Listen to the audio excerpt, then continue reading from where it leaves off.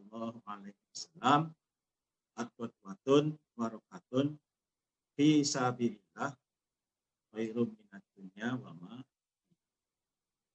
Bapak-bapak, ibu-ibu sekalian yang dirahmati oleh Allah, calon-calon tamunya Allah, kita sekarang ini adalah dalam urusan sabi. Kalau orang Jawa bilang kita dalam rangka tolabul ilmi, mencari ilmu. Mencari ilmu itu hukumnya wajib. Dengan wajibnya mencari ilmu itu, Bapak Ibu sekalian, pada hari ini kita sama-sama berbagi ilmu, sharing-sharing tentang bagaimana tata cara beribadah yang benar. Tata cara ibadah yang benar itu hanya satu yang kita ikuti adalah tata cara atau tuntunan yang sudah dicontohkan oleh baginda kita, Nabi besar, Nabi Muhammad Rasulullah Sallallahu Alaihi Wasallam. Bapak Ibu sekalian, pahalanya luar biasa pada seandainya kita dapatkan pahala itu di dunia, maka tidak akan bisa kuat berangkas kita, atau rumah kita, atau pekarangan kita, atau lahan-lahan kosong kita.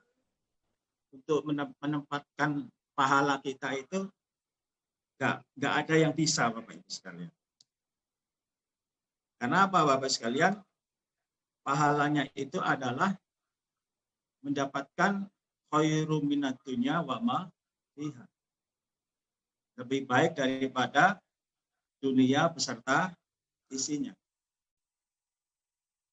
Pahala itu nanti akan kita peroleh manakala kita nanti sudah menghadap kepada Allah, kita bertemu kepada Allah, yaitu di akhirat kelak. Bapak Ibu sekalian, kita percaya atau tidak percaya, kita pasti akan meninggalkan dunia ini. Hari bertemu dengan minggu, minggu bertemu dengan bulan, bulan bertemu dengan tahun. Bapak Ibu sekalian, kita berjalan menghadap kepada akhirat. Dunia kita tinggalkan dengan membelakang.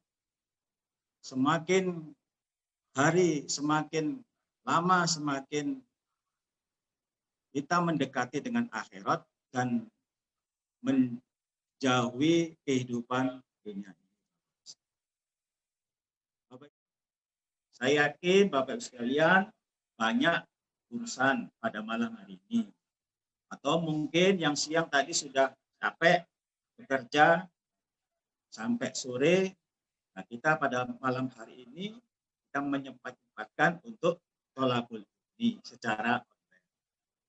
Bapak Ibu sekalian, meskipun secara online pahalanya sama, Bapak Ibu sekalian. Mendapatkan khairum minad dunya wa ma fiha. Mendapatkan lebih baik daripada dunia beserta isinya. Itu minimal. Belum lagi kalau kita mengkaji tentang kitabillah, kitabnya Allah, Al-Quran, atau wasunnati Nabi, sunnahnya Nabi. Itu juga tambah lagi, Pak.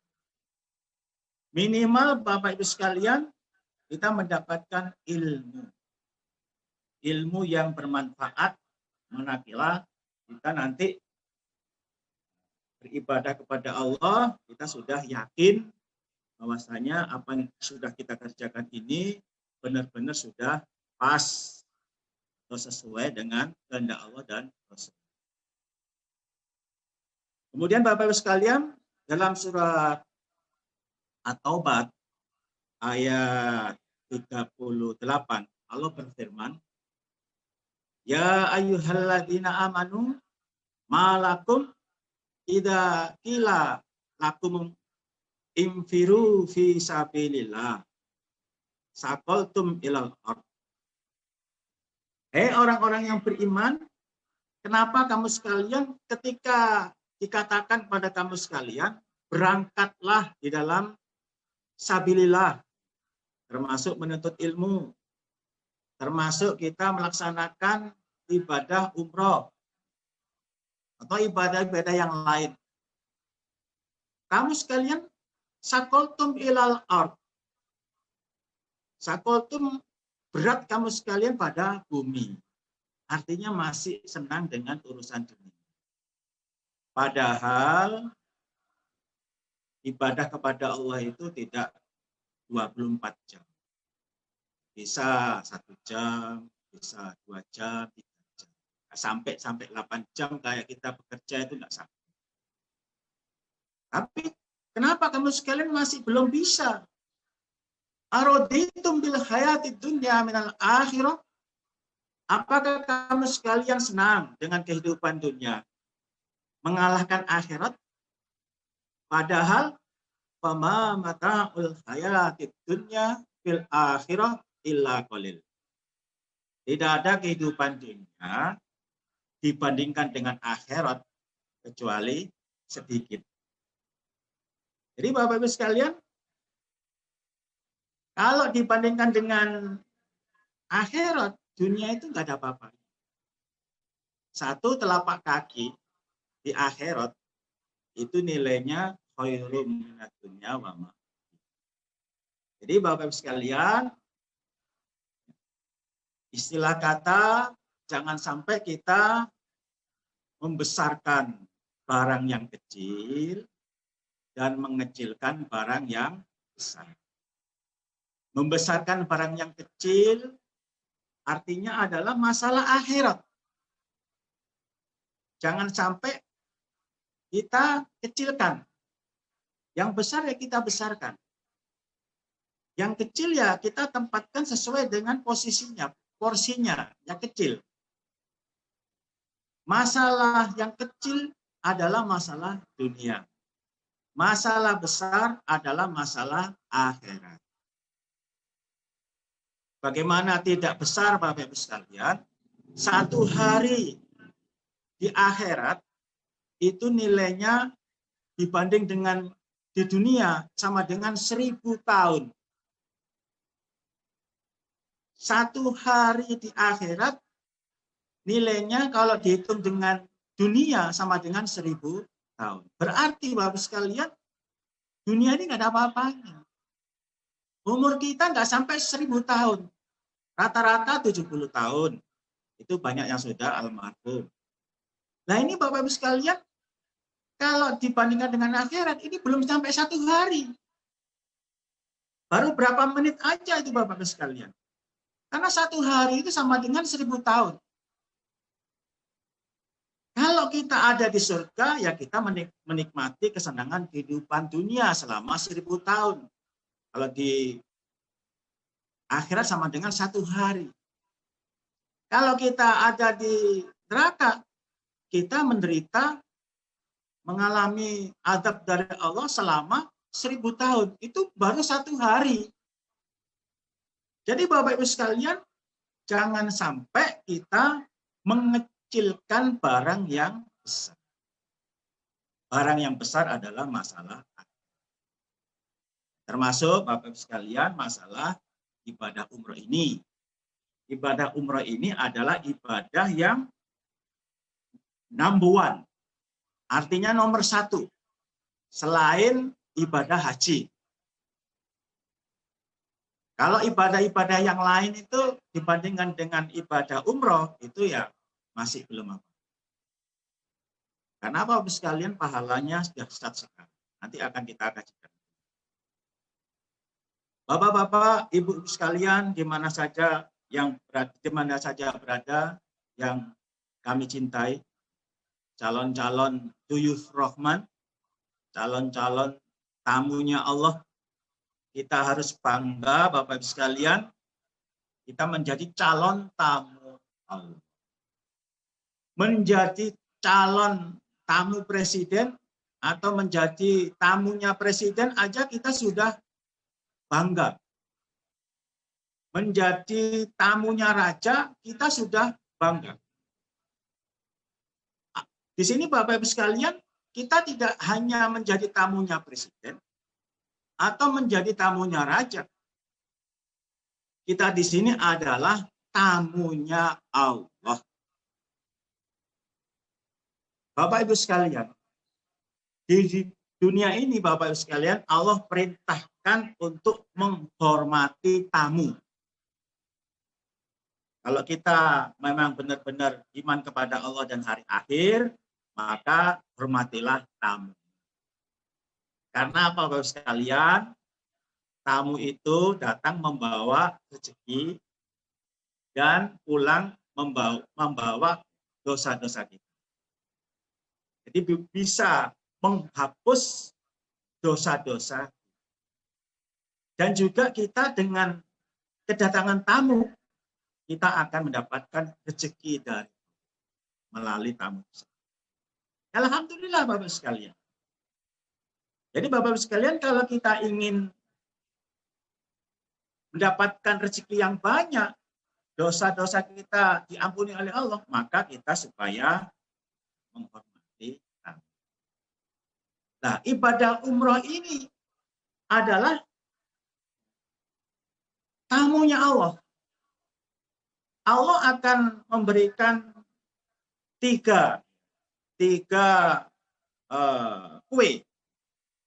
Kalau kita namu ke rumahnya saudara kita, atau sahabat kita, atau kawan kita, atau teman bisnis kita, ketemu di mall atau ketemu di kafe, itu biasanya kan kita disuguhin makanan yang enak-enak dan minuman yang segar, sesuai dengan pilihan kita. Milih apa Bu? Milih apa Pak? Makanan, silakan milih. Minum juga begitu, silakan milih. Saya yang bayar. Jadi nggak ada tamu itu suruh bayar, itu nggak ada. Kenapa Bapak sekalian? Ya itulah sudah jadi rumus. Kalau kita bertamu pasti akan mendapatkan kesenangan. Demikian juga kita menjadi tamunya Allah. Allah tidak memberikan makanan dan minuman, tapi yang diberikan oleh Allah adalah yang pertama adalah pahala dan derajat pangkat yang tinggi yang nanti akan kita nikmati manakala kita sudah menghadap kepada. Pahalanya luar biasa Bapak sekalian. Kita beribadah di Masjidil Haram itu mendapatkan lipatan 100.000 kali. Kalau di Madinah mendapatkan lipatan 1.000 kali. Ini merupakan janji Allah yang luar biasa yang harus kita kejar. Kenapa Bapak sekalian harus kita kejar?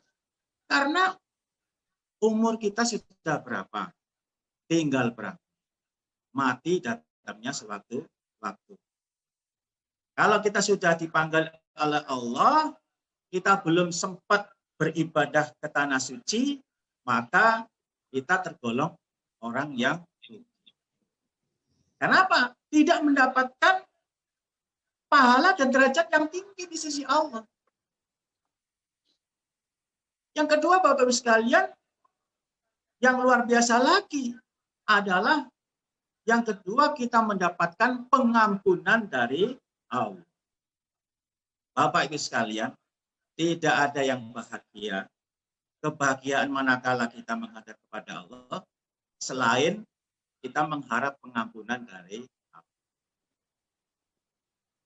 Bapak-Ibu sekalian yang dirahmati oleh Allah, kita melaksanakan ibadah umroh dengan memenuhi kriteria ibadah umroh yang sesuai dengan tuntunan, sesuai dengan contoh yang diberikan contoh oleh Rasulullah Nabi Muhammad Sallallahu Alaihi Wasallam.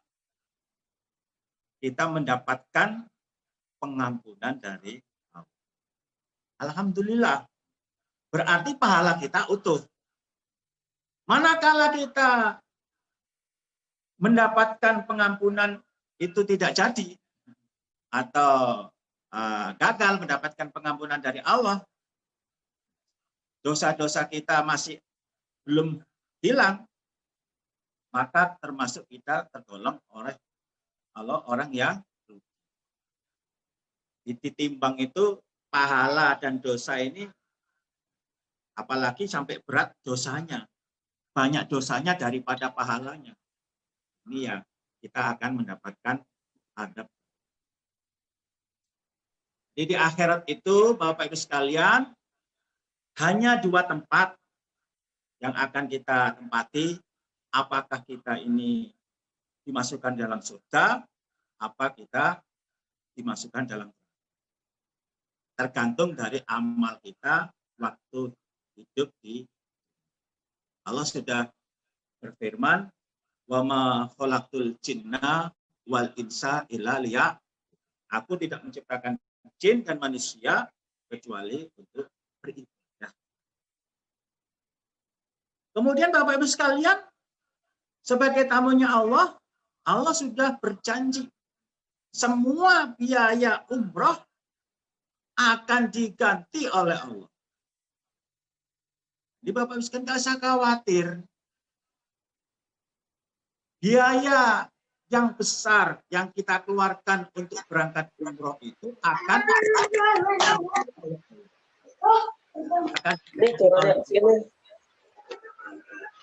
kenyataannya, Bapak Ibu sekalian, orang pulang dari umroh bukannya tambah hidupnya terlunta-lunta, bukannya hidupnya tambah susah, tapi kenyataannya hidupnya semakin lama semakin membaik.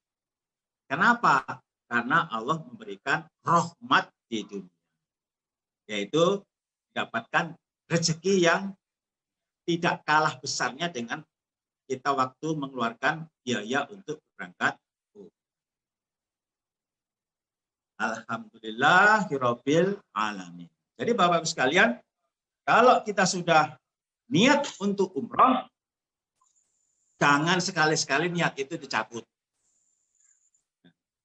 Seandainya Bapak Ibu sekalian mencabut niat itu, maka pahala tersebut, 3 pahala tersebut hilang Bapak Ibu sekalian. Bapak Ibu sekalian, 3 pahala tersebut kalau dibandingkan dengan harta kita yang kita miliki semuanya untuk membayar 3 keutamaan itu, Bapak Ibu sekalian, itu masih kurang Bapak Ibu sekalian aslinya. Masih kurang. Kenapa? Karena surga itu nilainya sangat tinggi sekali. Kalau cuma hanya 30 juta, 50 juta, itu masih belum apa-apa Bapak sekalian. Orang kita beli tanah di dunia aja yang lokasinya itu munafik aja, ada yang miliaran Bapak sekalian. 1 meter ada yang 1 miliar juga ada, 1 meter yang 100 juta juga ada. Nah ini surga yang panjangnya 60 mil. Rumahnya terbuat dari berlian yang diukir. Kalau cuma bayar apa yang kita miliki untuk nebus itu tidak ada apa-apanya sekalian. Umpamanya kita gagal berangkat ya, karena kita meninggal dunia, selama niat itu masih belum dicabut, maka kita sudah mendapatkan pahala dari Allah. Karena apa? Karena niat baik. Niat baik itu oleh Allah sudah ditulis pahala. Kalau niat jelek, sebelum dikerjakan, belum ditulis dosa. Maka dari itu Bapak sekalian, teruslah kita niat untuk melaksanakan ibadah umroh. Yang sudah bayar lunas, jangan sampai ditarik. Yang masih nyicil ya supaya dicicil. Umpama kita meninggal dunia, masih bisa diwariskan kepada ahli warisnya. Dapat pahala 2. Yang meninggal dapat pahala umroh karena sudah niat umroh. Karena gagal meninggal, akhirnya nggak berangkat. Tapi secara hitungan Allah sudah mendapatkan pahala dari Allah. Ditambah lagi, ahli warisnya bisa melanjutkan. Nah ini Bapak Ibu sekalian. 2 kenikmatan yang luar biasa. Yang Allah berikan kepada orang yang bersabar. Tawakal Allah. Kena corona. Kenapa Bapak sekalian? Itu. Ibadah umroh ini Nggak kelihatan orang. Ibadah yang Anaknya berapa? Ibadah yang Tuh.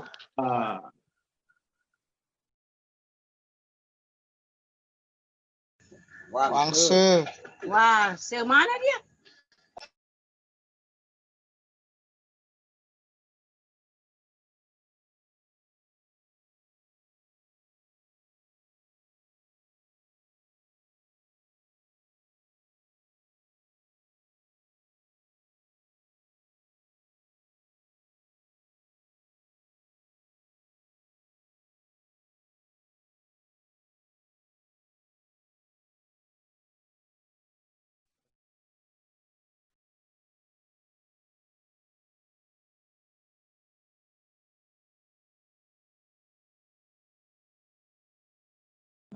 Bisa dia, makanya itu sudah jangan beli HP yang terlalu Saya pintar. ngecas.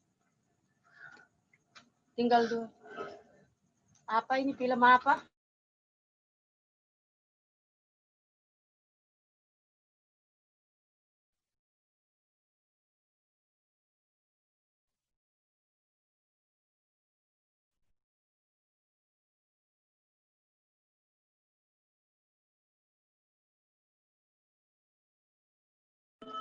Kalimantan. Yang lain nggak ada gambarnya, memang udah putus. Bisa jadi yang lain putus.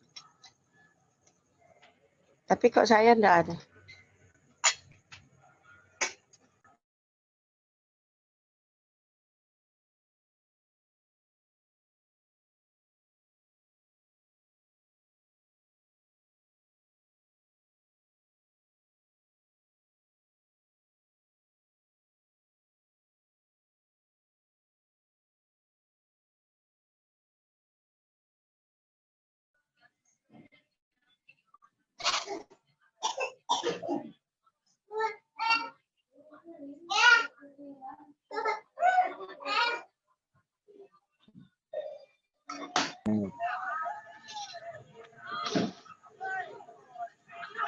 Nggak pernah pakai Zoom ini, saya. Bapak Ibu sekalian, Tuh. mati oleh Allah. Perjalanan. Seandainya kita mati atau dipanggil oleh Allah di saat kita berjalan menuju kota suci Mekah, maka mati kita mati syahid. Alhamdulillah. Jadi jangan sampai kita takut mati. Bagaimana nanti kalau pesawatnya jatuh? Bagaimana kalau saya tiba-tiba serangan jantung kemudian mati? Nah ini Bapak sekalian, nggak usah khawatir. Mati syahid itu Bapak Ibu sekalian mati yang diharapkan oleh orang iman sejak zaman Rasulullah Shallallahu Alaihi Wasallam sampai sekarang. Mati syahid. Mati syahid itu mati yang tanpa hisapan. Langsung masuk surga. Kalau orang yang nggak mati syahid itu masih ada hisapan. Artinya dihisap dulu amalan kita, harta kita, kesehatan kita, waktu kita. Mana yang digunakan untuk sabilillah, mana yang digunakan untuk pelanggaran atau kemaksiatan. Nah, untuk bilang. Kemudian Bapak Ibu sekalian, yang namanya ibadah berpahala besar, itu tidak ada ceritanya sejak zaman Rasulullah Shallallahu Alaihi Wasallam sampai sekarang tidak ada ujian dan coba. semakin besar pahala yang nanti kita dapatkan oleh Allah, maka semakin besar pula ujian dan cobaan. Kenapa Bapak sekalian? Yang namanya setan itu sudah berjanji kepada Allah, saya akan menggoda anak cucu Adam supaya bersama-sama menemani saya di dalam neraka. Jadi Bapak Ibu sekalian, lawan kita adalah setan yang tidak kelihatan. Dia ahli di dalam mempengaruhi anak cucu Adam, bagaimana anak cucu Adam itu gagal masuk surga, bagaimana anak cucu Adam, termasuk kita ini, walaupun kita melaksanakan ibadah umroh, bagaimana umrohnya tidak mabrur atau umrohnya tidak diterima oleh Allah. Nah, itu Bapak Ibu sekalian, itu sudah janjinya setan. Jadi pintu-pintu yang kita lalui untuk ibadah apa aja Bapak Ibu sekalian, apalagi ibadah umroh, itu penjagaannya ketat sekali Bapak Ibu sekalian.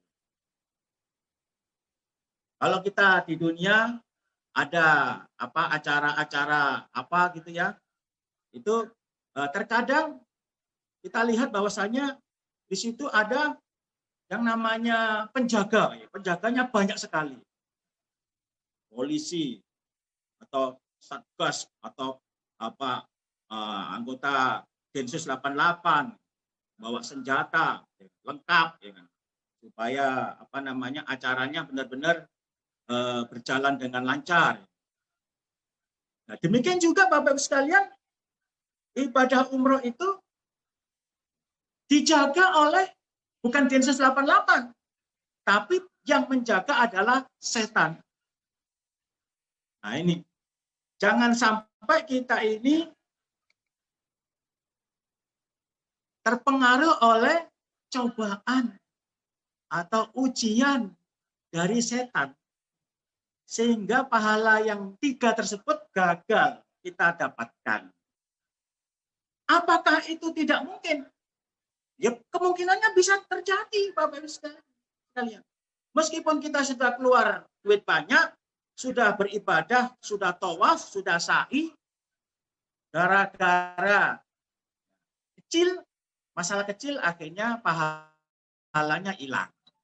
Contohnya, kita beribadah, niatnya ingin mendapatkan pujian, supaya dipuji sebagai orang yang ahli ibadah, supaya dipuji sebagai orang yang alim, supaya dipuji, macam-macam lah.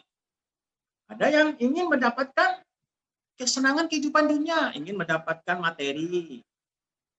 Atau mungkin kita nggak sabar, marah-marah kepada teman kita. Ini salah satu ujian, Bapak sekalian. Termasuk kalau kita bisa menahan marah, itu Allah akan memberikan derajatnya lebih tinggi dari beberapa makhluk.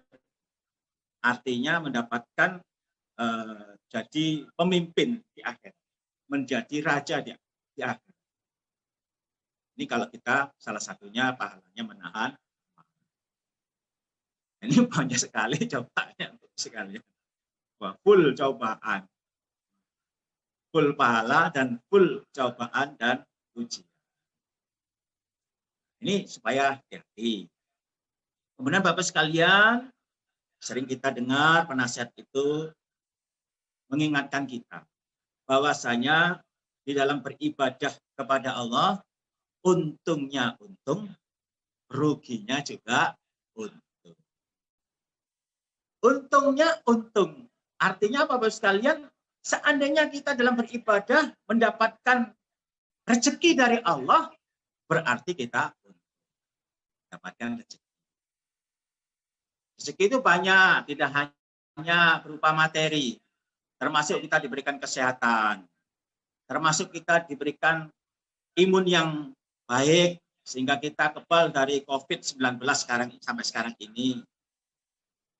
Atau kita mendapatkan rezeki anak-anak kita sehat-sehat semuanya. Anak kita jadi anak yang solih dan solihat. Itu adalah salah satu rezeki dari Allah. Jadi untungnya untung, ruginya juga untung. Ruginya contohnya misalkan Bapak Ibu sekalian, audzubillah min dzalik, Bapak Ibu sekalian sudah niat umroh, kemudian Bapak Ibu sekalian nggak bisa berangkat karena salah satu kesehatan kita yang tidak berpihak kepada kita.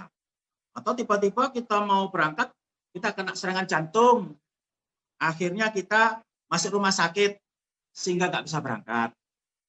Atau mau berangkat tiba-tiba kita kecelakaan, masuk rumah sakit, akhirnya nggak jadi berangkat. Ruginya untung. Malah enak Bapak sekalian. Kenapa Bapak sekalian? Kita nggak usah capek-capek. Kita mendapatkan pahala yang sama dengan orang yang berangkat umroh. Alhamdulillah. Itulah Bapak Ibu sekalian, ibadah umroh yang luar biasa pahala. Untuk itu, yang keempat dibutuhkan rukun, kompak, kerjasama yang baik. Jangan sampai kita ini beribadah, belum pernah pergi ke tanah suci, menyendiri. Waktunya tawaf, bersama-sama, tiba-tiba di putaran kedua kita menyendiri, kita pergi sendiri, ingin mencium hajar aswad, atau ingin berdoa di multazam, padahal waktunya tawaf itu. Sehingga teman-teman kita selesai tawaf nyari-nyari kita. Nah ini Bapak Ibu sekalian nggak boleh seperti itu. Dibutuhkan rukun, kompak, kerjasama yang baik antara kita dengan penyelenggara travel umroh, antara kita dengan mutawif atau pembimbing ibadah umroh di Mekah. Terutama ibadah umroh di saat pandemi ini, coba sekalian, kita juga harus ngikutin protokol kesehatan. Kita nggak boleh keluar di hotel. Kita harus di kamar terus. Ya, kita ngikutin apa yang diinstruksikan oleh pengurus travel atau bimbingan atau Menteri Kesehatan Arab Saudi. Jadi dibutuhkan kerjasama yang baik dan harus ada pemimpinnya. Kalau kita sudah mengikuti aturan seperti itu, insya Allah perjalanan kita ini akan mendapatkan rahmat dari Allah. Pulang dari tanah suci, kita mendapatkan umroh yang alhamdulillah. Bapak Ibu yang dirahmati oleh Allah, saya akan sedikit menceritakan tentang sejarahnya Baitullah. Karena di sini kita adalah thalabul ilmi, mencari ilmu. Di sini saya akan membacakan beberapa dalil-dalil atau hadis yang sahih tentang Baitullah. Bapak Ibu sekalian yang dirahmati oleh Allah, Nabi bersabda, "Lamma ahbatallahu Adam minal jannah." Ketika Allah menurunkan Nabi Adam dari surga,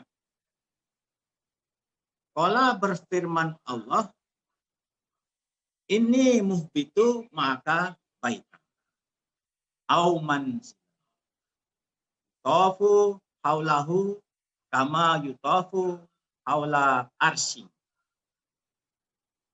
Aku juga menurunkan besertamu Nabi Adam, yaitu rumah berupa ya sekarang ini namanya Ka'bah, atau tempat yang dikelilingi di sekitarnya tempat tersebut di dunia, sebagaimana dikelilingi di sekitarnya arsy, singgasanaku. Jadi Bapak Ibu sekalian, malaikat yang ada di Lauhil Mahfuz itu juga sama mengelilingi singgasananya Allah. Jadi Bapak Ibu sekalian, lurusannya Baitullah itu adalah singgasananya Allah. Kalau kita lihat di dunia, banyak orang-orang yang tawaf, membaca tasbih, tahmid, takbir, tahlil, mengelilingi Baitullah. Di aras sana Bapak Ibu sekalian, malaikat-malaikat Allah yang jumlahnya tidak terhitung, karena banyak sekali jumlahnya, itu sama mengelilingi juga, mengelilingi arsnya Allah. Arsnya Allah itu singgasananya. Jadi kalau dilempar, ditaruh dari ars itu, dari Lauhil Mahfuz batu, dari atas itu jatuh persis di atasnya Ka'bah. Jadi Nabi Adam itu supaya hatinya senang, tidak susah karena turun dari surga, Allah juga menurunkan atau membuat Ka'bah atau Baitullah, rumahnya. Wa yusalla indahu kama yusalla haula ars. Dan juga di situ banyak orang yang sholat di Baitullah. Jadi selesai tawaf itu kan kita sholat 2 rakaat di belakang makom Ibrahim. Di sana juga sama. Di arasnya Allah juga banyak malaikat-malaikat setelah tawaf juga melakukan sholat. Tapi Bapak sekalian, kalau malaikat setelah sholat ya tawaf lagi. Setelah selesai tawaf, sholat. Selesai sholat, tawaf lagi. Terus begitu. Gak ada makan, gak ada minum, gak ada istirahat. Kalau manusia masih bisa istirahat. Masih bisa minum air jam-jam. Tapi kalau malaikat itu gak ada kena lelah. Tapi Bapak Ibu sekalian, alhamdulillah, kita sebagai manusia mendapatkan imbalan berupa surga. Kalau kita menghadap kepada Allah. Kalau malaikat tidak mendapatkan surga. Meskipun dia ibadahnya lebih pol daripada kita, tapi tidak ada jaminan berupa surga. Ini alhamdulillah. Tapi ya kalau kita tidak bisa beribadah, ya ancamannya neraka. Manusia ini kadang yang dilihat adalah yang enak-enaknya aja. Yang nerakanya itu nggak dilihat. Padahal ancamannya berat. Itu neraka. Kalau malaikat tidak ada ancaman neraka. Jadi tidak masuk surga dan juga tidak masuk dalam neraka.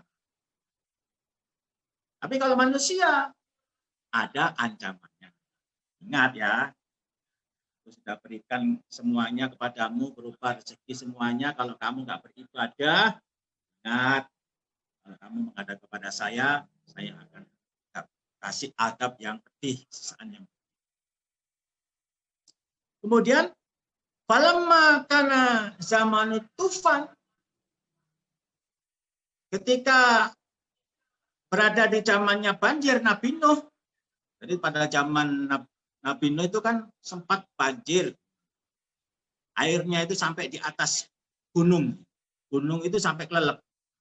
Sehingga manusia yang tidak naik perahu itu sama tenggelam semuanya. Termasuk anaknya sendiri, diajak naik perahu, nggak mau. Itu di atas gunung juga tenggelam semua. Nah, ketika zamannya banjir, fa'in rufi'a, maka diangkat apa? Baitullah. Jadi Baitullah itu diangkat. Diselamatkan oleh Allah. Wa kanal anbiya'u yahujjunahu wala ya'lamuna makanahu. Dan ada beberapa nabi pada saat itu sama haji ke Baitullah dan tidak mengetahui mereka tempatnya Baitullah. posisi Baitullah itu di mana nggak tahu. Karena apa? Karena ya habis banjir masih banyak lumpur-lumpur sehingga fondasinya Baitullah itu ketutup pasir.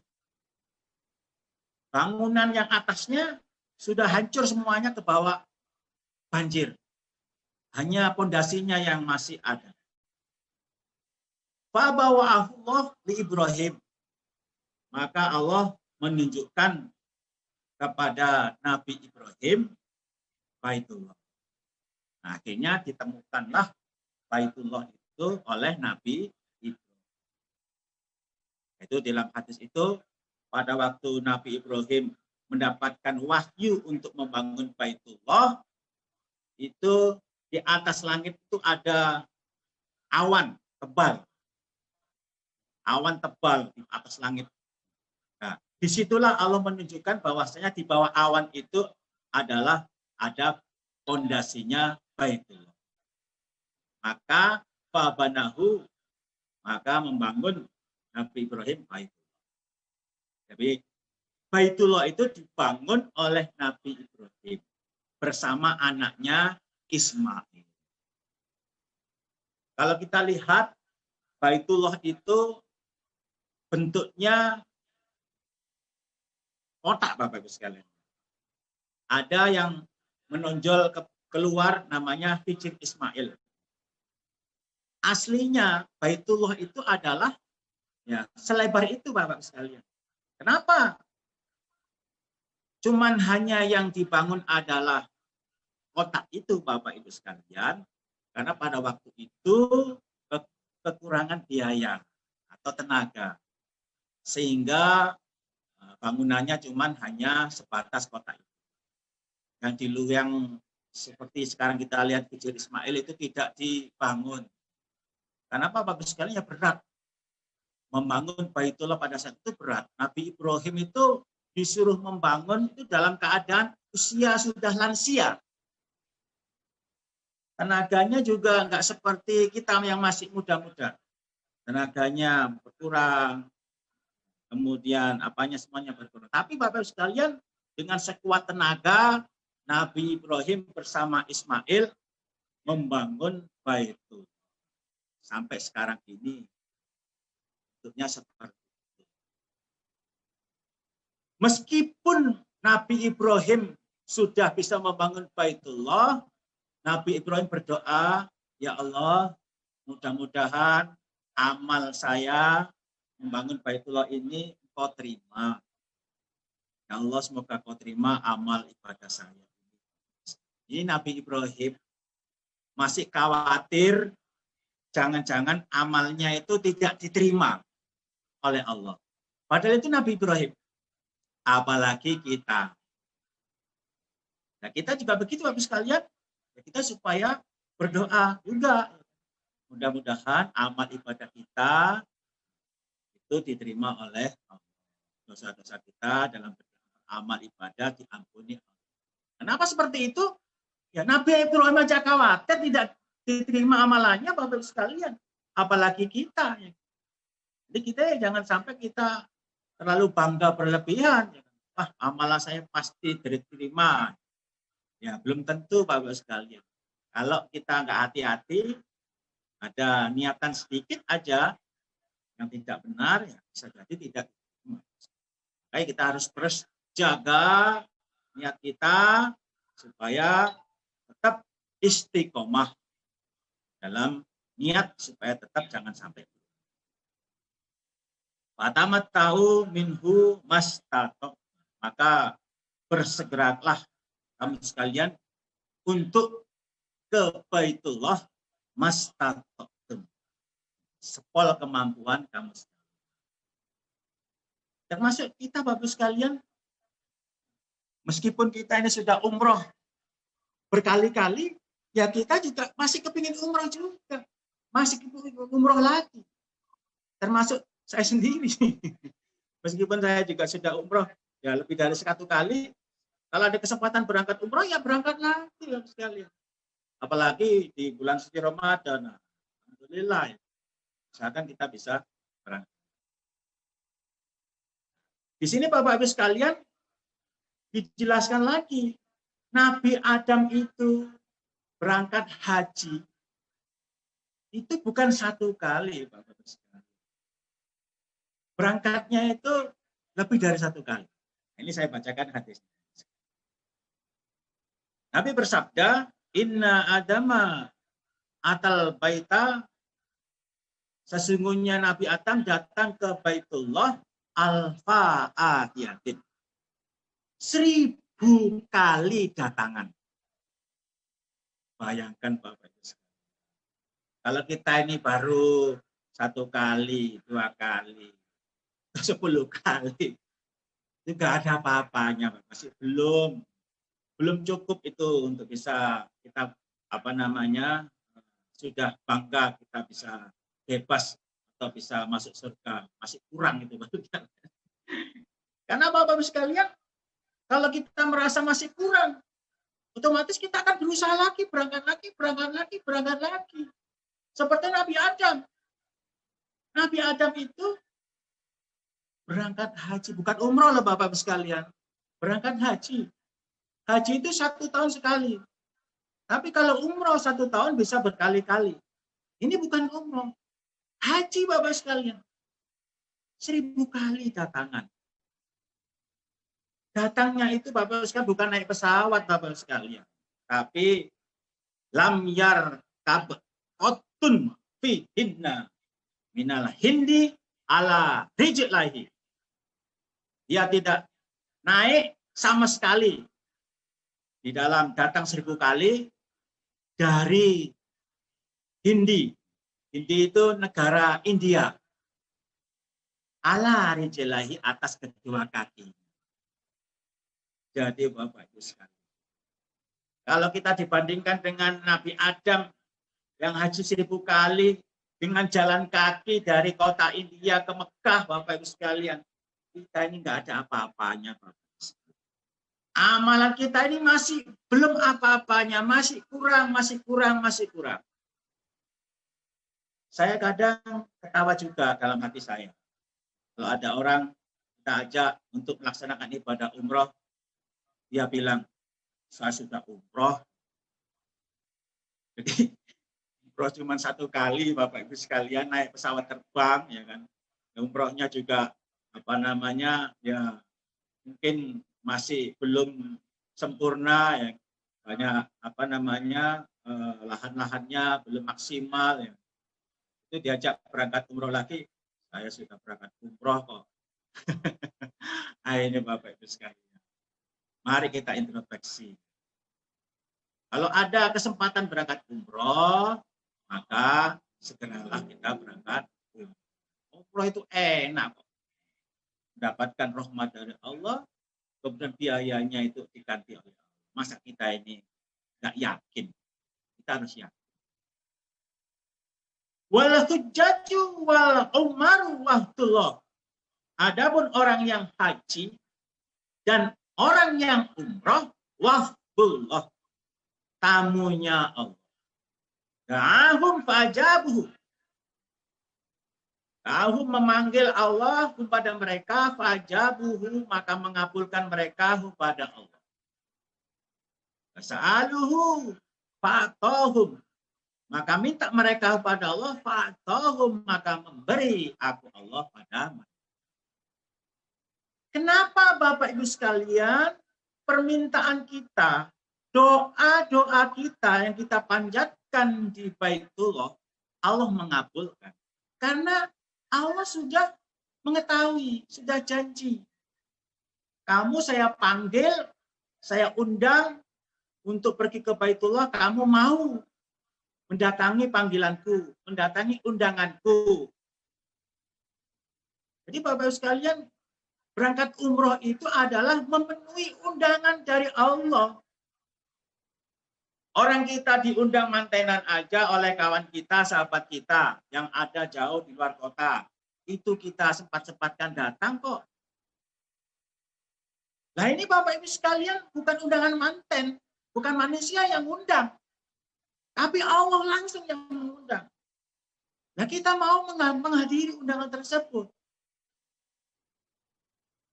Bapak Ibu sekalian, Allah mengundang itu tidak cuma hanya undangan saja, duit-duitnya.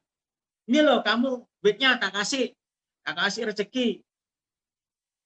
Sehingga kamu bisa berangkat memenuhi undanganku. Kurang apa Bapak sekalian?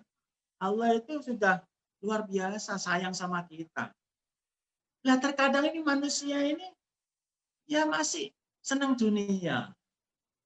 Padahal dunia itu ya nggak ada apa-apanya. Artinya apa? Masih berat dunianya. Padahal Bapak sekalian, kalau kita mati, dunia itu nggak kita bawa. Yang kita bawa adalah amalan atau harta yang kita belanjakan fisabilillah. Bapak Ibu sekalian, kita kan kepingin doa kita dikabulkan kan? Kita kepingin doanya mustajab kan? Bapak Ibu sekalian, kalau di luar tanah suci ada waktu mustajab, yaitu sepertiga malam yang akhir. Kita bangun, sholat malam, berdoa, itu Allah turun ke langit dunia. Ana Malik, Ana Malik, Ana Malik. Saya raja, saya raja, saya raja. Ud'uni fastajib. Mintalah padaku, aku akan mengabulkan. Tapi Bapak Ibu sekalian, di luar tanah suci Mekah dan Madinah tidak ada tempat ibadah, tempat mustajab. Adanya waktu mustajab. Tapi kalau di Mekah Madinah ada tempat mustajab. Tempat mustajab itu di mana Bapak Ibu sekalian? Termasuk antara Hajar Aswad dan pintu Ka'bah itu adalah tempat namanya multazam. Termasuk di dalam Ka'bah itu adalah tempat mustajab, Hijr Ismail. Termasuk juga salat tawaf, kita sholat sunnah 2 rakaat di belakang makam Ibrahim itu adalah tempat mustajab. Termasuk juga kalau kita tawaf antara Hajar Aswad, antara Rukun Yaman ke Hajar Aswad itu adalah tempat mustajab. Kita berdoa di situ. Di situ Allah sudah menaruh beberapa malaikat. Insya Allah ada 70 malaikat yang standby di situ, ditugaskan untuk membaca amin. Jadi doa-doa kita di situ diamini oleh malaikat. Rabbana atina fid dunya hasanah wa fil akhirati hasanah wa qina adzabannar. Itu yang mengamini bukan manusia Bapak sekalian. Yang mengamini adalah malaikat. Malaikat itu adalah orang yang suci, makhluk yang suci, yang tidak melakukan dosa sama sekali. Karena malaikat tidak ada nafsu. Kalau manusia ada nafsu. Dan nafsu ini yang kadang membuat kita ini banyak lupa dengan Allah. Allah maghfir lil haji waliman istaghfara lahul haji. Ya Allah, semoga Kau ampuni orang yang haji dan juga orang yang mintakan ampun pada orang yang haji atau orang yang titip doa. Jadi Bapak-Bapak sekalian, di samping doa-doa kita dikabulkan oleh Allah, termasuk saudara-saudara kita atau teman-teman kita yang titip doa kepada kita, kemudian kita mendoakan di tempat-tempat mustajab tersebut, itu juga mustajab. Kalau diminta ampun, ya akan diampuni oleh sama. Termasuk juga di tempat sa'i, di atas Bukit Sofa dan Bukit Marwah. Itu adalah tempat mustajab. Ini Bapak Ibu sekalian baru berbicara tentang kemustajabannya orang yang berangkat umroh. Belum pahala-pahalanya Bapak Ibu sekalian. Di dalam riwayat Tabrani, Nabi bersabda, Dari Ibnu Abbas, yunzilullahu ula yaumin isrina wa mi'atin rahmat. Situna minha lit-ta'ifin wa arba'una lil-atifin haulal baiti wa isruna minha lin-nadirin ilal bait.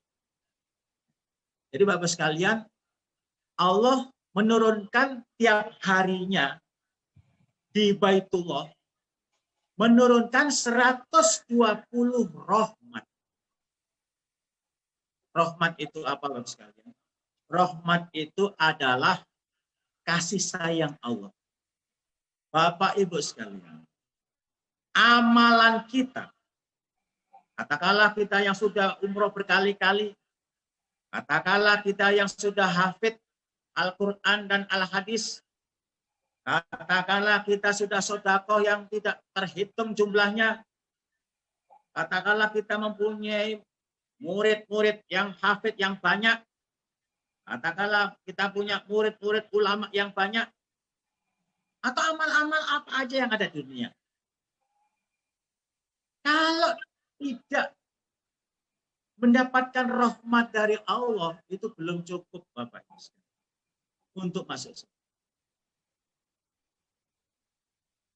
Adanya amalan kita ini cukup masuk surga, bisa nebus surga, karena ada rahmat dari Allah. Semakin banyak rahmat dari Allah, maka semakin cukup kita masuk dalam surga. Semakin banyak rahmat Allah, semakin derajat kita tinggi nanti di sisi Allah. Surganya semakin tinggi. Nah, di Baitullah itu ada 120 rahmat. 40 rahmat untuk orang-orang yang menjalankan tawaf. Jadi tawaf ini adalah mengelilingi Baitullah sebanyak 7 kali, kemudian diakhiri dengan sholat sunnah 2 rakaat di belakang makom Ibrahim. Itu mendapatkan pahala 40 rahmat.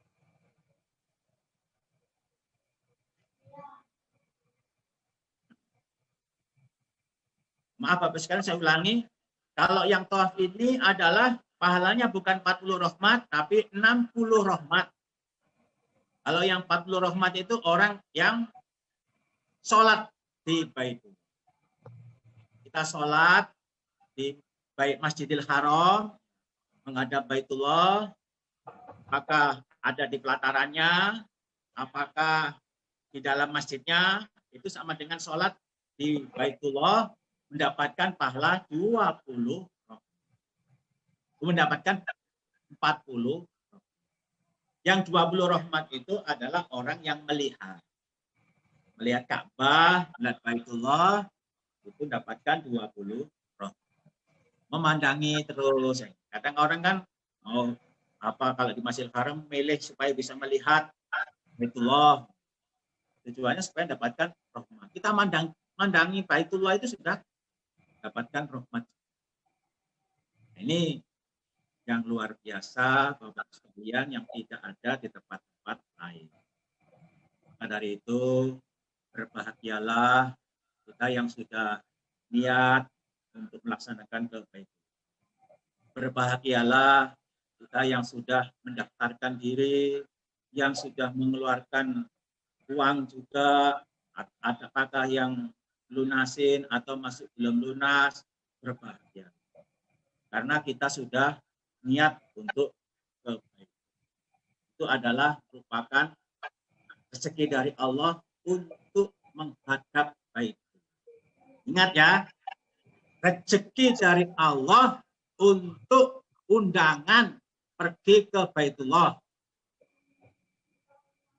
Kalau itu kita ambil, Bapak Ibu sekalian, tanya Allah itu mau senang pada kita, Allah itu murka pada kita. Murka dari Allah. Kenyataannya bukan begitu Bapak sekalian. Kalau ada orang yang sudah niat haji atau niat umroh, kemudian uangnya diminta lagi untuk bisnis, ya kenyataannya itu yang sudah itu Bapak Ibu sekalian bisnisnya itu bukannya tambah lancar. Bisnisnya itu malah ya banyak amburadul, malah utangnya banyak, malah rumahnya kejual, malah jadi miskin. Kenapa? Karena memakai uang undangan ke Baitullah. Jadi Bapak sekalian, itu bukan uang kita Bapak sekalian. Itu adalah uang dari Allah, rezeki dari Allah untuk menghadiri undangan pergi ke Baitullah untuk beribadah. Nah ini, jangan sampai kita ini memakai uang-uang yang betul. Yang uang yang lain masih banyak. Jadi supaya itu diluruskan. Meskipun yang melaksanakan sudah belum melaksanakan itu nggak ada umur, ya itu tetap diluruskan untuk dilaksanakan ibadah umroh. Alhamdulillah, siapa saja yang bisa melaksanakan, Allah akan mendapatkan rahmat. Bapak Ibu sekalian yang dirahmati oleh Allah, ini yang kita banggakan bahwasanya salatun fi masjidi afdalu min alfi salat lima siwahu. Salat di dalam masjidku Nabi lebih utama daripada 1000 salat di dalam selain masjidku di Madinah. Di dalam Masjidil Haram, kecuali Masjidil Haram. Salatun fil Masjidil Haram afdalu min mi'ati alfi salatin lima siwahu. Dan adapun sholat di Masjidil Haram itu lebih utama daripada min mi'alfi salatin. Bandingannya 100.000 sholat di dalam selain Masjidil Haram. Nah ini tidak cuma hanya sholat Bapak Ibu sekalian yang dilipatkan, termasuk ibadah-ibadah yang lain. Bacaan Qur'annya, umpamanya juga dilipatkan. Kemudian zikir-zikirnya juga dilipatkan, sedekahnya semuanya dilipatkan oleh Alhamdulillah. Innallaha la yukhliful mi'ad. Sesungguhnya Allah tidak akan mengingkari pada janji. Ini Bapak Ibu sekalian, sharing-sharing pada ilmu tentang manasik umroh. Sebetulnya juga masih banyak. Yang terpenting Bapak Ibu sekalian, saya ingatkan tetap luruskan niat kita, tetap jaga niat kita, jangan sampai pahala yang besar itu gagal gara-gara kita terpengaruh oleh hawa nafsu kita. Kita terpengaruh oleh godaan-godaan setan sehingga kita menggagalkan berangkat kita ke tanah. Baiklah, Bapak Ibu sekalian, sebelum kita akhiri karena waktunya sudah malam, dan maka sebelum kita akhiri supaya nuansa Baitullah itu ada di tengah kita, mari kita buka moodnya, semuanya dibuka moodnya, kita baca talbiyah, ya. Nah, sudah dibuka Bapak sekalian. Mari kita baca talbiyah dengan